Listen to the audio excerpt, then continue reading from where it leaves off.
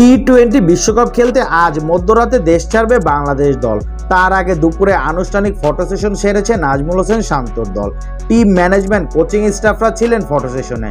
পরবর্তীতে যোগ দেন বিসিবির সভাপতি নাজমুল হাসান পাপন। আরও উপস্থিত ছিলেন cricket operations chairman Jalal Yunus, BCB CEO Nizamuddin Chowdhury Sujon. সবশেষ ওয়ানডে বিশ্বকাপ খেলতে ভারত যাওয়ার আগে বাংলাদেশের সাদামাটা ফটো সেশন নিয়ে কম সমালোচনা হয়নি। তবে এবার ফটো সেশনে স্যুট ব্লেজার গায়ে চাপিয়ে ফটো সেশন সেরেছে স্কোয়াডে থাকা ক্রিকেটাররা।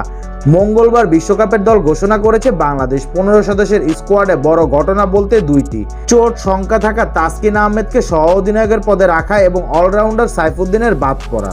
আগামী 2 জুন থেকে মাঠে গড়াবে টি-20 বিশ্বকাপের নবম আসর। তবে বাংলাদেশ দলের বিশ্বকাপ মিশন শুরু হবে 8 জুন থেকে, যেখানে শ্রীলঙ্কার বিপক্ষে ম্যাচ দিয়ে শুরু হবে টাইগারদের বিশ্বকাপ মিশন। ভেন্যু যুক্তরাষ্ট্রের ডালাস।